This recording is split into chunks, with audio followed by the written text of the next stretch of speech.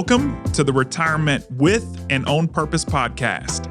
I'm your host, Trevor Lawson, and this show is all about helping you not just reach retirement, but truly thrive in it. You've put in the work, now let's make sure you can enjoy every moment to the fullest. Today, we're going to start embarking on some new territory.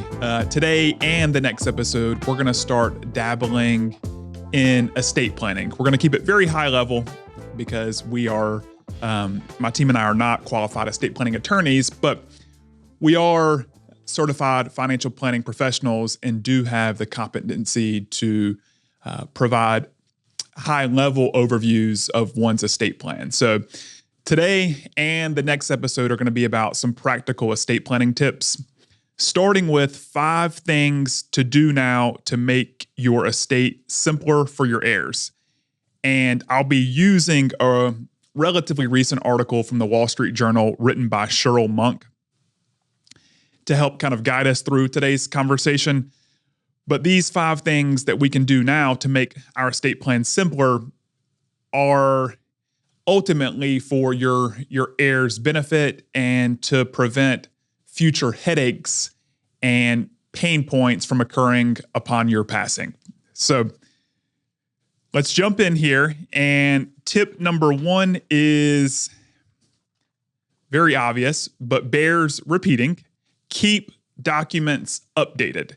So having a will or trust, as Ms. Monk notes, is essential, but isn't enough. So we encourage our clients to keep their estate planning documents, wills, trusts, power of attorneys on really a 5 to 7 year shelf life, just because we know life is changing at a rapid pace. There's potentially births in the family, deaths in the family. So keeping these documents on a 5 to 7 year shelf life can just make sure that your intentions continue to be properly aligned and reflected in your estate plan. Ms. Monk notes, many people also fail to update beneficiaries for life insurance, retirement accounts, and bank or investment accounts. This is essential. So this is so often overlooked when people are opening up new investment accounts or making changes to their life insurance. Beneficiaries are very, very easy to overlook or just put your spouse and not think about secondary beneficiaries.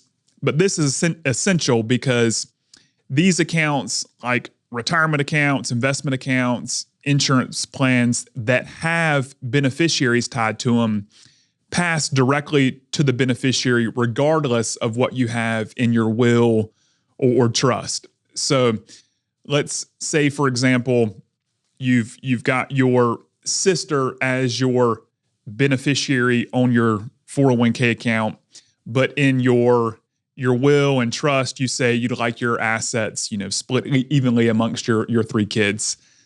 Well, in that example, the way you've got your beneficiary listed on your 401k is going to take precedence over what you have in your estate plan. So your sister, in that example, would be the ultimate beneficiary of your 401k plan. So be sure you have your beneficiaries up to date.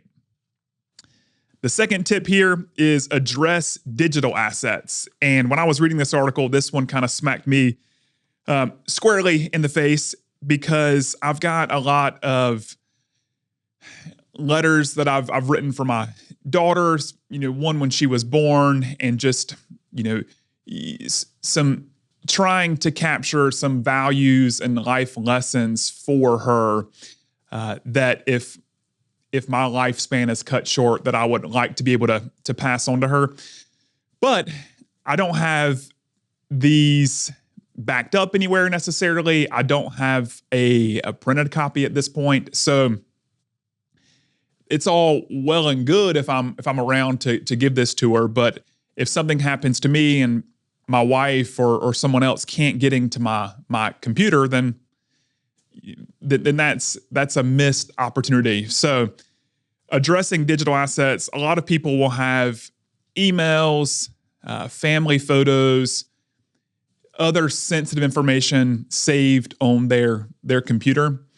And thankfully, Google and Apple do a very good job for the most part with their security. So without you taking the proper steps to allow others to be able to access your account upon your passing, or providing them with your passwords, there's a very good chance that those emails and photos, just dissolve upon your passing. So having a plan for those digital assets is also very critical.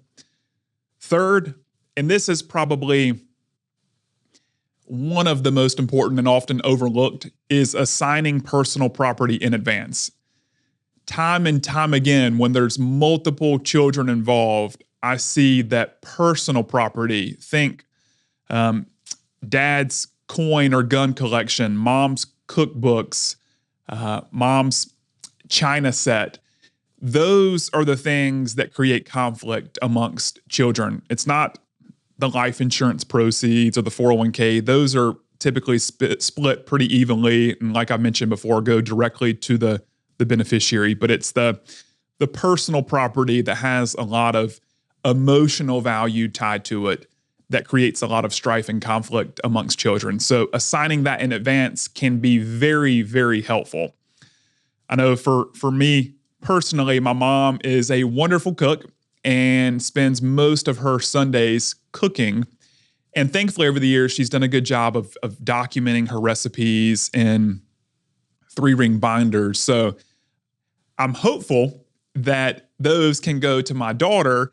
But if my brother has kids and they're interested, then that's something we'll have to talk about, hopefully in advance, just because those are the things that that we'll care about when our mother's not here, not necessarily the retirement assets. So that's very, very helpful from both the personal side of things and professional side of things to assign the personal property in advance.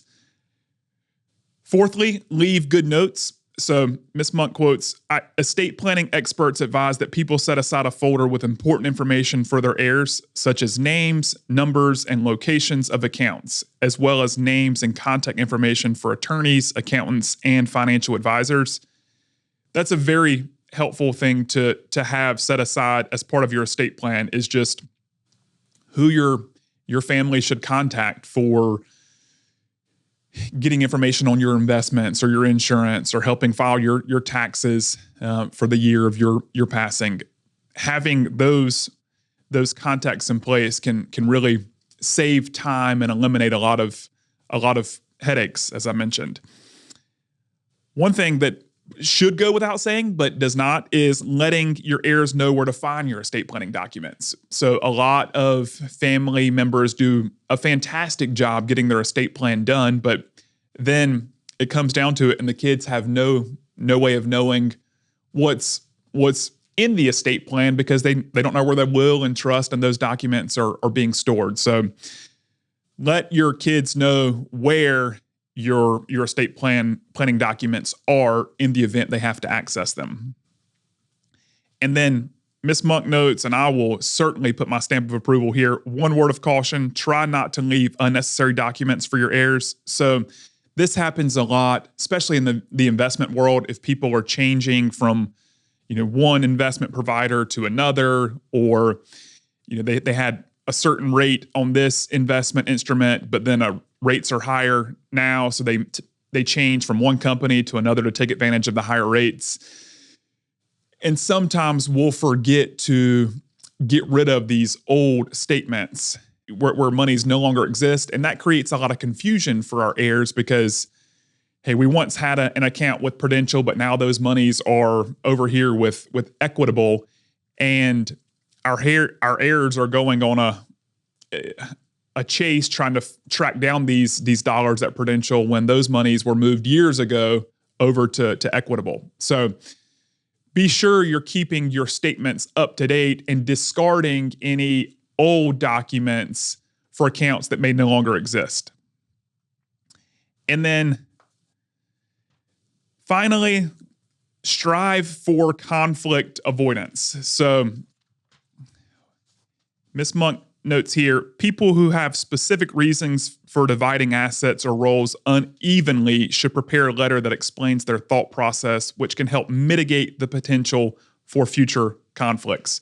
For example, clarify that you named your daughter as executor because she lives locally, but that you want all of your children to work together to settle the estate, he says. Or if you are leaving the younger of 3 children $100,000 more than the others, explain why.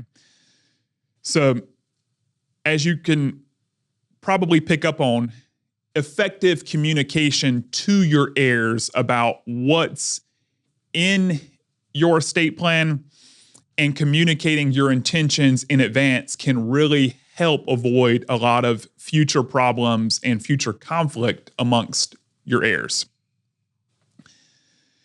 That's it for this episode. Those are 5 hopefully practical tips that you can implement right away to make things a lot simpler on your heirs upon your passing.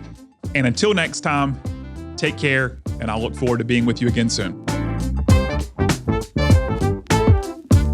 Thanks for tuning in to the Retirement with and On Purpose podcast. I hope you're walking away with new ideas and a fresh perspective on how to make the most of your retirement journey. And remember, retirement isn't the end. It's your time to live with purpose. Until next time, I'm Trevor Lawson. Here's to a fulfilling and thriving retirement.